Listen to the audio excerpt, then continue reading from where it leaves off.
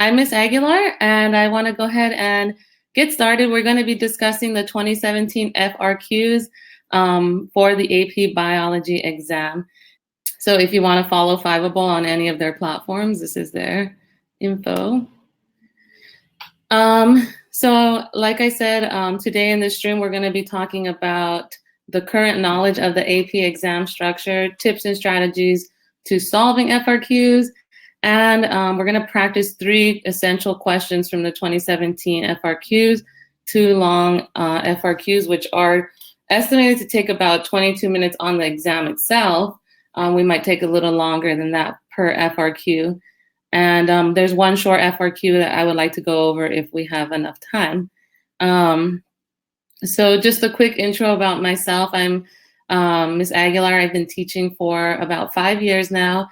I've been teaching AP Bio for 2 years, and so this has all definitely been a learning experience for me as well. So just bear with me. So if you heard all the updates from last week, go ahead and begin working on the 2017 FRQs. You can Google 2017 FRQs for AP Bio.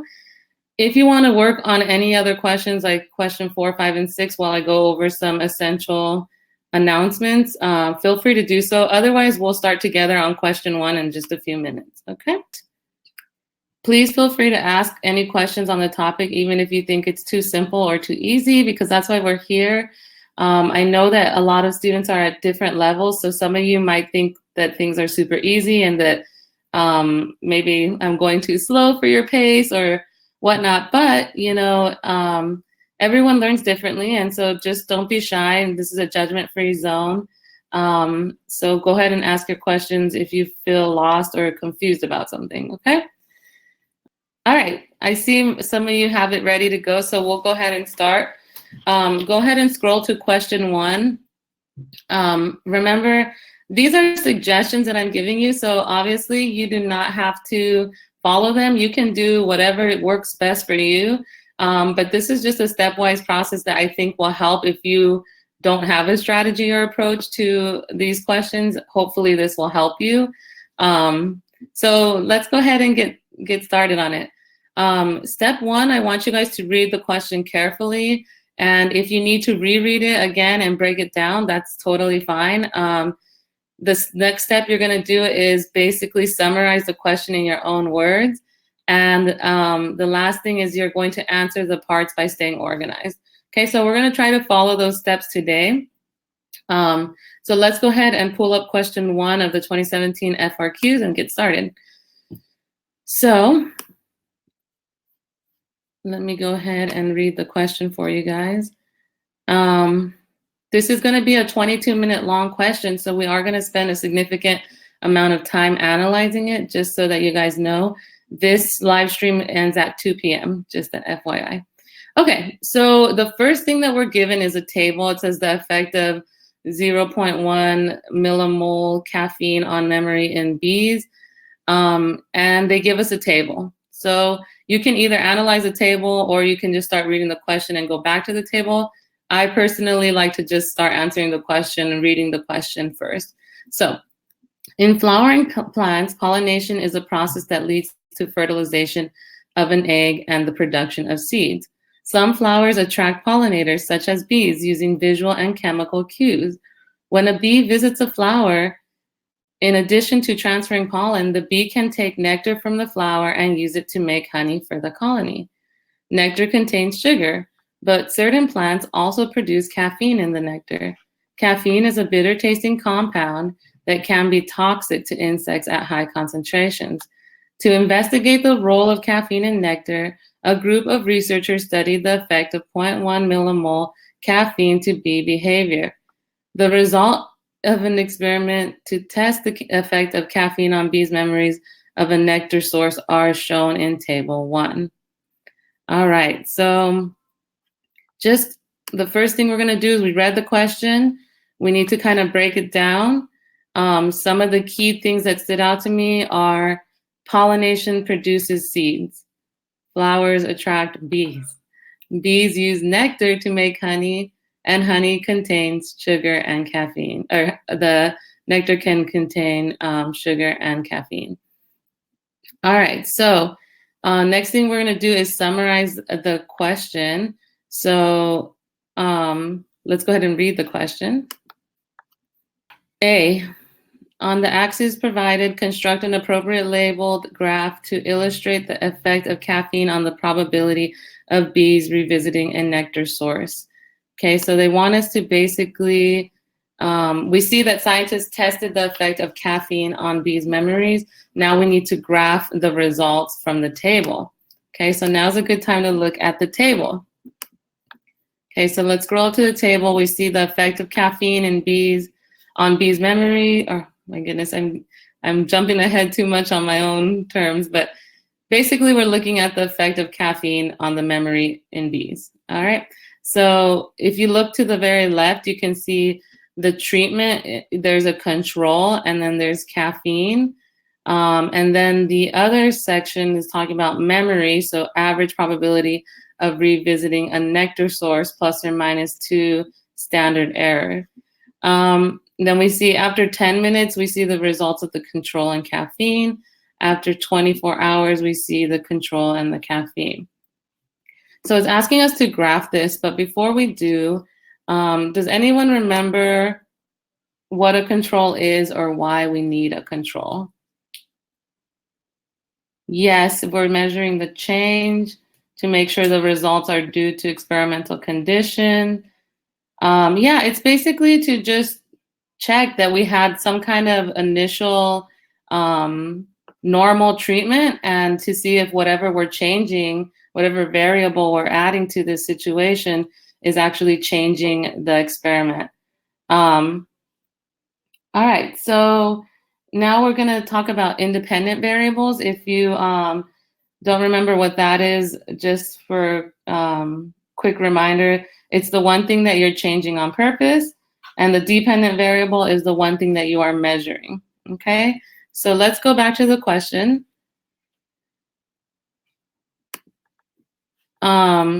So starting with question A, it's asking us to graph. So how can we graph this information given in the table? What should go on the x-axis? Okay, so the time should go on the x-axis. What do you guys think about what kind of graph we can use? Okay, yeah, we're gonna use a bar graph. So go ahead and sketch out a little graph on your paper. It doesn't have to be perfect, but on the x-axis, you are going to put the time. So you're going to put 10 minutes and 24 hours. And then you're going to graph the control and caffeine side by side for the 10 minutes, and then the 24-hour bars will show the control and caffeine. Okay. Now, what about the y-axis? What is going to go on the y-axis here? Yeah, so the probability of them remembering the nectar source, which is memory. So either you can put average probability of revisiting nectar source, or you can literally just put memory. I think either of them would be acceptable because they get the point that you have the right y-axis. All right, so now that you have that all settled out, we're looking at the table again. We see that they are ranging from 0.41 to about 0.83, it looks like. So what would you guys suggest that we go by as far as the y-axis? All right. Yeah, so some of you are saying 0.1, that is totally acceptable. So if you want to go ahead and go 0.1, 0.2, you can definitely do that. You can go by 0.05s. But like I said before, you want to just make it easy on yourself. I've noticed on some of the student responses that some students will label, like they'll go by 0.05, but they won't label every single mark. So they can go by 0.5, but only label like 0, and then 0.2, 0.4, and so on. And so that kind of helps save you some time. So just keep that in mind. You don't have to number every single little detail of your axis. You just need to make sure that it is to scale. So if you're going to go by 0.1, you just need to make sure all your increments increase by 0.1. All right, so I'm pretty sure you guys know that, but just a refresher in case you didn't. So now you can start graphing the data. For the control, you're going to go up to 0.72. But if you notice, there is a plus or minus 0.09. Okay, that is considered a standard error. So the way that you graph that is you have to take 0.72, you do a normal bar graph for that. And then you're going to do what's called these little error bars. And you're going to add 0.09 to the 0.72, and you're going to plot that little point. And then you're going to draw a little bar downward towards 0.72 minus 0.09. Okay. The error bars are worth 1 point. So if you don't have that much experience with statistics, that's something that you can afford to, I mean, if you know what to do, then graph the error bars. If you don't know about the error bars and you were to skip it, you would probably lose about 1 point for it, but at least you would have still graphed everything else correctly. So that's something to consider. So I'm going to give you guys just a couple minutes to finish your graph if you want to make sure that you got everything correctly. You want to make sure that you put the time on the bottom, the control, the tested one next to it, and so on. And in the meantime, we'll look at the next section. All right, so part B, based on the results, describe the effect of caffeine on each of the following: short-term memory of a nectar source, long-term memory of a nectar source. So once you guys have your bar graph, you should be able to kind of see the differences. So short-term, does it look like there is a significant effect on the bee's memories for short-term? Right, so there's really no significant difference between the control and the tested, the treatment group. So we can say there's really no significant change. So what we would describe is that caffeine does not affect short-term memory at the 10-minute mark, okay? The second thing it's asking us to do is describe the effect on caffeine, of caffeine on each of the following. So long-term memory of a nectar source. So long-term, does it appear that there is a significant difference? All right, so we have one yes, that there is a significant difference for the 24-hour test, but how do we know what is significant and what is not? How do you have, I'm just asking you to extend your thinking a little bit. How can we tell that it's actually significant?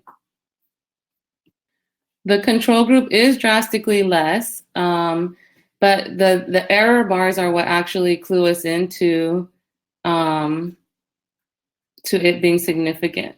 Yes, there's a huge increase from the control, but if you guys have some experience with statistics, if not, it's totally fine. But the error bars, when they overlap, it shows there's no significant difference. So in the first 10 minutes, the error bars do overlap, but in the second 24 hours, there's no overlap, right? So that indicates significant difference. All right, perfect. So let's go ahead and move on to part C. So now we have to design an experiment using artificial flowers to investigate potential negative effects of increasing caffeine concentrations in nectar on the number of floral visits by bees. Identify the null hypothesis, an appropriate control treatment, and predicted results that could be used to reject the null hypothesis. So let's start off with, we have to design an experiment. It's basically asking us to test out the negative effects of increasing caffeine, and identify the null hypothesis, control groups, and predict the results. So even though you're expected to design an experiment, it doesn't look like you have to do some elaborate, in-depth experiment. It's just really asking for those 3 things. Does anyone remember what a null hypothesis is? Or have you guys, give me a thumbs up if you've heard of what a null hypothesis, that word sounds familiar to you. All right, cool. So a lot of you have heard of null hypothesis. It is the one thing that basically, it's basically a hypothesis in which you're saying there's no change, like we are not going to observe any change between whatever we're testing and the normal treatment. So that would be your null hypothesis. I'm glad to see so many of you have some exposure to it, which is great.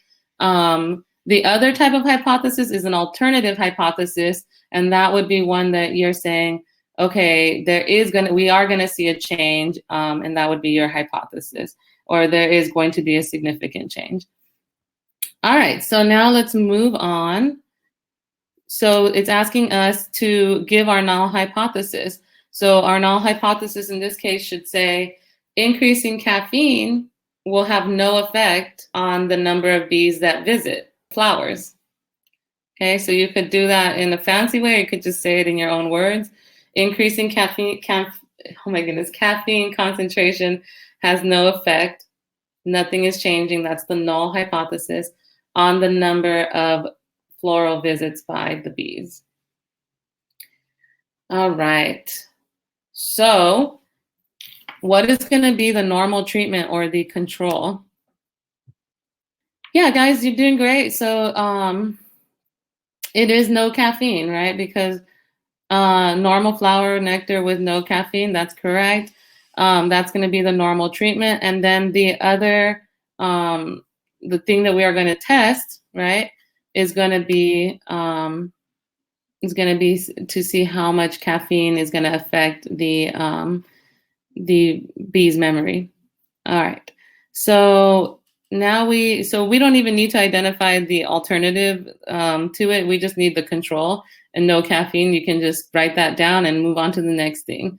So the predicted results, we need to see what do we think is going to happen as a result of this experiment. So we might see the number of visits by bees increase because of the caffeine concentration, or we can say there's going to be some type of difference than the control, basically. So even though it's asking for predicted results, it really doesn't ask you to give a lot of details. It's just basically saying, well, we're predicting that the results are going to be different than the control. That's literally enough. So for part C, do we just answer the identify part? Let's see. Yeah, it's kind of weird. I don't really see anywhere where I think the designing the experiment part is where you identify the null hypothesis, a control, and the predicted results. I feel like that is what they mean. They don't, in the scoring guidelines, they don't go through an experimental design. So I'm assuming that is the experimental design, if that makes sense. Okay, let's move forward. And then part D. Okay, so it says researchers found that nectar with caffeine tends to have lower sugar content than nectar without caffeine. Plants use energy to produce caffeine in nectar than they do. Plants use less energy to produce the caffeine in nectar than they do to produce the sugar in nectar. Okay, so they're using less energy, so they kind of cheat the bees because they have less energy to use, but meanwhile the bees are getting less sugar and also addicted to going back to them. But let's propose one benefit to the plants that produce nectar with caffeine and a lower sugar content. What do you guys think a benefit would be? Yeah, everything is about energy in life, right? So just like, I don't know if you're like this, but I know I'm like this. I don't like to spend energy or waste my time on things that I don't need to, right? And neither does anything else in life. Basically, if we don't have to spend energy making more sugar, then basically we are going to be benefiting by using less energy. So that is definitely a benefit. They can save their energy for other uses in their yeah. All right, so the last thing we need to do is one cost. We need to propose one cost to the bees that visit flowers of plants that produce nectar with caffeine and a lower sugar content. So what do you guys think how is it gonna affect these poor little bees? It's not necessarily less energy for bees because now they have less sugar available. And if they have less sugar, then that means they're not going to be able to make as much honey, right? If they have less sugar, they might not also be able to, they're not going to produce as much honey, and they may not produce the same quality of honey as other bees with no caffeine. So any of those would be correct to respond. All right, shockingly, we are through the first question. So that is awesome. We are going to go ahead and move on to question 2 if there aren't any questions. Now, question 2 is really, really dense. So just keep that in mind. It is going to take you really following along closely to make sure that you understand this, okay? Hopefully, we'll get through this. All right, so before we move forward, are there any other questions about question 1? I see the graph was supposed to look like. So going back to the graph, we needed to have the x-axis. We wanted the time. So you would group the 2 10-minute results together and the 2 24-hour results together. And then on the y-axis, we were putting memory, and we went by 0.1 as our scale. All right, so let's move on. So we're going to need to read the question for question 2. We're going to break it down. This one is all about germination, which is basically, if you look at this cute little picture, this little plant is germinating. It means basically coming out of the seed and, starting to grow. All right, so I'm going to go ahead and read the question, and you can read along with me or read at your own pace. So as you can see for this question 2, we are automatically given a graph. Like I said, you can just skip it or you can analyze it right away. It's your choice.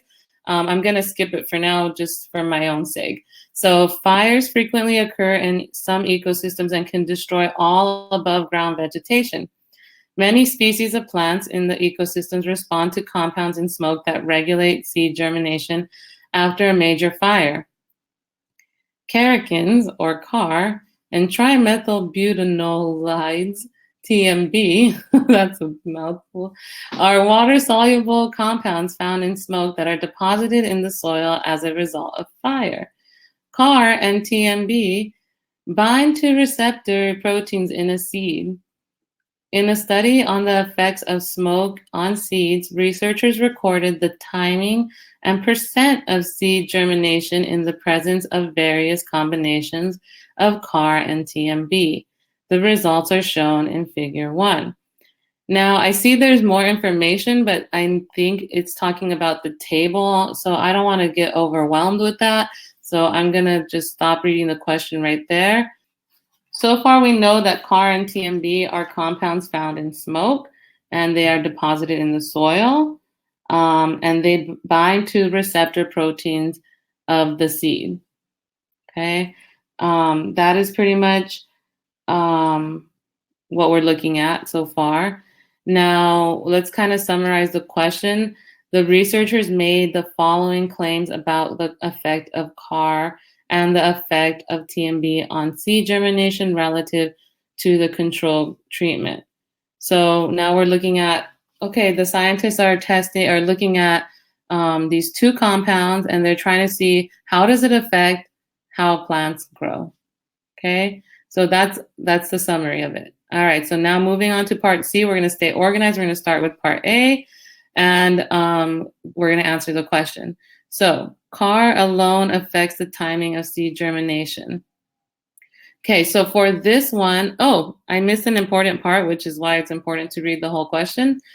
It says provide support using data from figure 1 of the researcher's claim. All right, so now we can go back to figure 1 and let's analyze the graph. All right, so far what we see on the x-axis is time. If you go to figure 1, you can also see on the y-axis we have the percent of seeds that germinate. So now I'm going to ask you guys some questions. Which compound had the highest seed germination according to the graph? All right, yeah, CAR is correct. So now, based on all of this, with TMB alone, we can see that that was the lowest seed germination percentage. With CAR and TMB combined, there was, it's right about the second lowest. The control showed that most of the seeds germinated over time, and the CAR was the most successful, I guess, in seed germination. So that's what we know so far. So now let's read the question again. The researchers made the following claims about CAR and the effect of TMB on seed germination relative to the control treatment. So provide support using data from figure 1 for each of the researchers' claims. So CAR alone affects the timing of seed germination. Let's see what we can think through with that. What evidence can we use to kind of justify or support our claim? So if CAR affects timing, we could use something to the sense of, we see that germination can start sooner than the rest of the other effects, or we can say that CAR affects the timing because germination starts. Well, actually, timing is all about when it starts. So if you wrote it starts earlier, it starts sooner, it starts faster, quicker than the rest, that'd be enough to support your claim. Now, some of you might actually use data, and that would be nice too. Here on the scoring guidelines, it doesn't look like they're actually looking for specific numbers. But yeah, you can just say, you can say that CAR, starts seed germination around the 12-hour mark, and that's before every other control and whatnot. All right, so now we want to know CAR alone affects the percentage of seeds that germinate. Okay, so what can we use that will support that claim? CAR alone affects the percentage of seeds that germinate. Well, if we look at CAR, we can see that a higher percentage of them actually germinated compared to the others. So we would use that.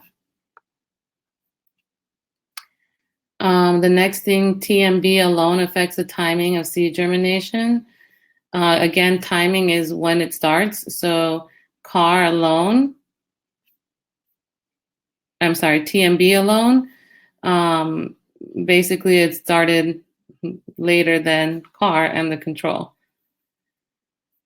Okay, and then the last one, TMB alone affects the percentage of seeds that germinate. If TMB is present, then we see a lower seed percentage germination. All right, so that's kind of a lot. Let's go back. Okay, so now it's asking, let's go to part B, and then we'll answer the question from there. Part B, make a claim about the effect of rinsing on the binding of CAR to the receptor in the seed, and about the effect of rinsing on the binding of TMB to the receptor in the seed. Identify the appropriate treatment groups and results from the table when compared with the controls. Provide support for each claim. Okay, this is where this question honestly is off the hook, and it's literally it's a lot. We're gonna finish this stream in about 17 minutes, so if you wanna just hang on with me, you will be good to go. Okay, so we're trying to just get through these two really lengthy FRQs right now. Part A was confusing, I completely agree with you, but part B is worse. So there's comfort in knowing that we're done with part A. Yeah, part B is seriously next level. It is honestly like I would hope that they would never ask you guys this question this dense on the actual test, because there's just so much information here, and you literally have to be like keeping track of like 10 different things going on, and it is lengthy. So instead of them asking you like part B, I feel like part B should have been part B broken down to C, D, E, and so on. Okay, so as far as the unit it falls under, let's see. I don't know if you guys have, I know personally, I've never talked about germination with my kids. It probably would have been in the ecology unit. Some teachers go through like all the parts of the plants. Yeah, it's all unit 8 stuff. But the thing is, even I knew that it wasn't directly something you're gonna be tested on. It is cut out, right? But it's practice because you are gonna have to analyze graphs and data and controls and all of that on the exam. Yeah, so we're just basically practicing because you are going to need to analyze graphs and so on the test. So yeah, we just gotta kind of go through it and see how we do. All right, so now part B, the fun part. Okay, let's make a claim. Wait, no, let me see. That is part B. Oh yeah, make a claim about the effect of rinsing on the binding of CAR to the receptor in the seed, and about the effect of rinsing on the binding of TMB to the receptor in the seed. Identify appropriate treatment groups and the results from the table that, when compared with controls, provide support for each claim. All right, so now let's go back to the question. In the second investigation into the effect of available water on seed germination after a fire, researchers treated seeds with CAR or TMB. The treated seeds were then divided into two treatment groups. One group received water rinse and the other received no rinse. The seeds were then incubated along with a group of control seeds that were not treated. The results are shown in the table. So now let's analyze the table real quick. The effect of chemical treatment and water rinse on germination. So if you look on the very left, we see all the treatment groups, okay? And we see that there are two controls. It looks like the controls differ only by one thing. So they're both not having any CAR or TMB present. But in the first control, there's also no water. So the seed received no treatment at all. In the fourth control, number 4, where it says control, you see that there's no CAR, no TMB, but there was water added. Okay, and that's because we're basically testing two things at once, and so that's why we have to have two controls. Like I said, it could have been a lot simpler, but we'll see what we can get through. All right, and then the results on the very right. So once we had no water, no CAR, no TMB, we got the result, okay? And then when we added CAR with no TMB, no water, we got different from the control. Same thing with number 3, when we added TMB only, it was different from the control. I'm assuming by different, they mean that there was a significant difference. I'm assuming. Okay, so, and then you can look at the rest of the data as well. It's similar. All right, so now we need to make a claim about the effect of rinsing on the binding of CAR to the receptor. All right.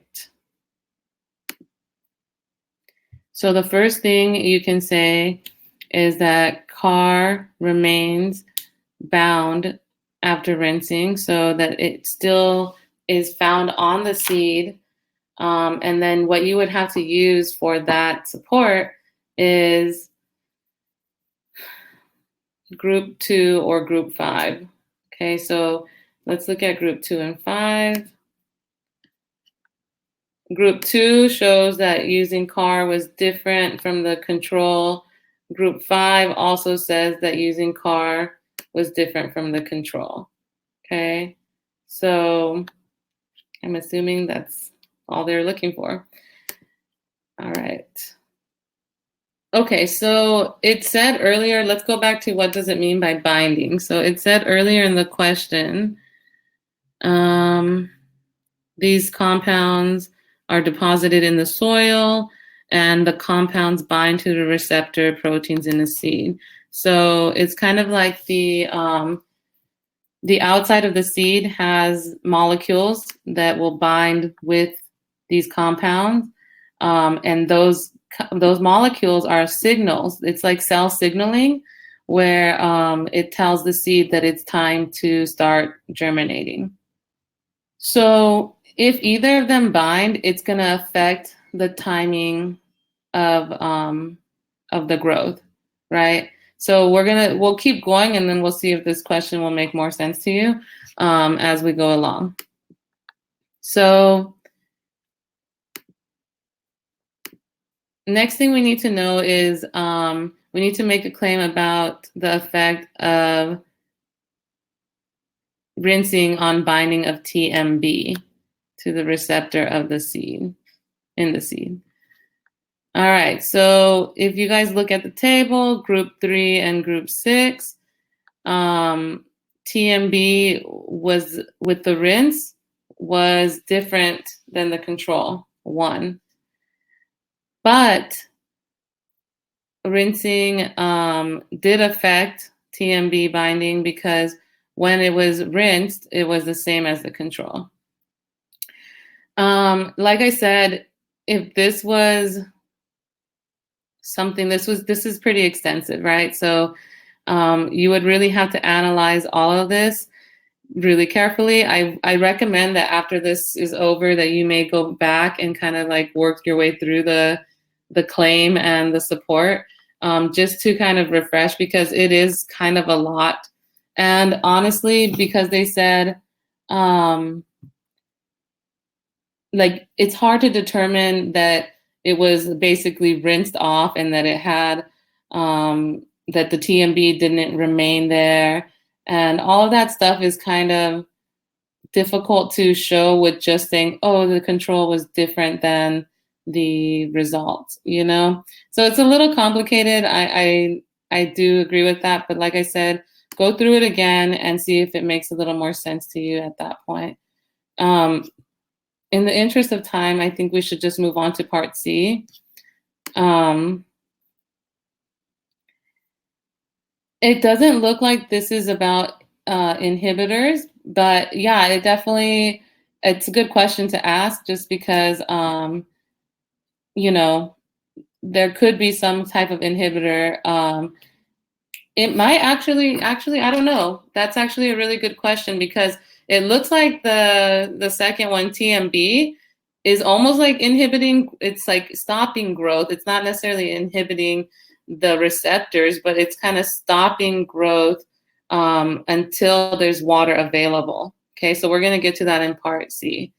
All right, so in part C, it talks about there's intense competition between plants to successfully colonize areas that have been recently cleared by fire.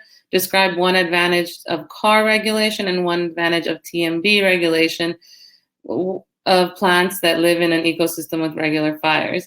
So since you guys are not covering ecology, you really don't need to necessarily say, like, you may not have learned about like competition as heavily between plants or whatnot, but I think you can still make some predictions here. So what do you guys think one advantage of CAR regulation is if that compound basically allows the seed to germinate first? If the plant is allowed to grow before any other plants, what advantage does that give them? Yeah, thank you, Carol, for that response. The plant will have more resources. Could anyone give me examples of resources? Yeah, so minerals in the soil maybe. What else is considered a resource? Might have more nitrogen available. It might have more space, right? Um, it might have access to um, just other resources like water even in the soil before other plants are allowed to grow. So that would be the advantage that you can write about. What's one advantage? So let's see. The advantage to CAR regulation, germination occurs at times of increased resource availability. Okay, so we have more resources available. Plants with CAR can outcompete other plants, basically by maybe taking up all the space. And there's less competition for resources. So that's all perfect. The advantage of having TMB now would be, it's basically saying that TMB doesn't affect the plant. I mean, it affects the plant in the sense that it won't allow the plant to grow unless water is present.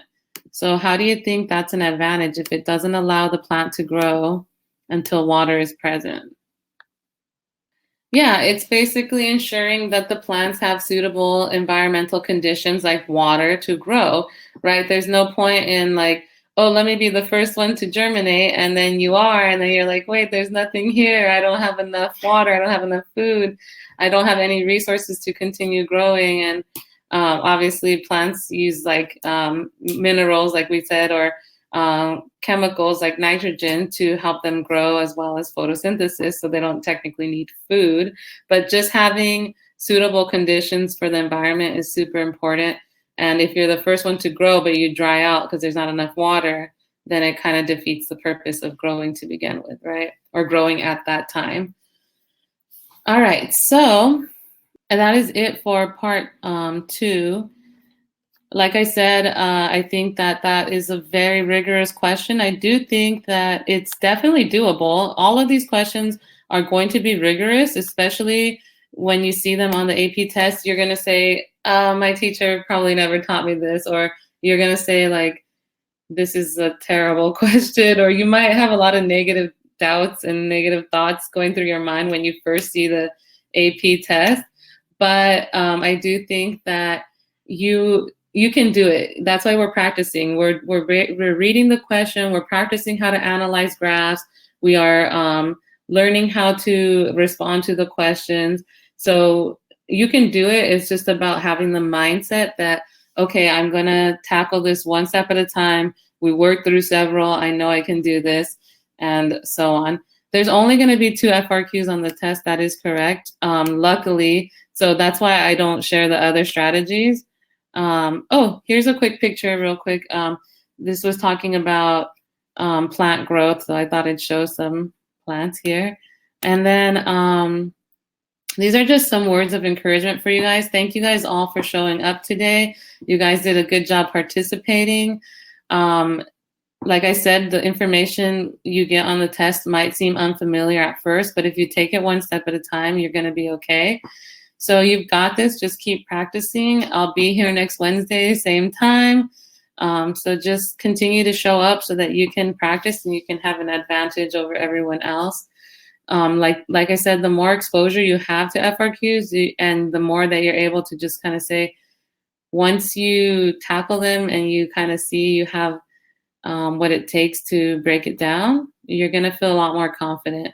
What I recommend though is I honestly, like in preparing for these live streams, I have to go through the questions several times and make sure I understand all the components. So just realize that, you know, it's going to take you time. Like if you just see it for the first time with me and you're not following along as well, it's probably because you're only seeing it for the first time. So go back through them again and try them on your own and see if some of the things start to make more sense to you when you have a second or you become more familiar with them. Okay. All right, guys. Well, thank you so much. I appreciate you all showing up and being here, being present and participating. And I hope to see you all next time. I hope that was helpful. If you have any more questions, I'm here for 2 more minutes. So have at it.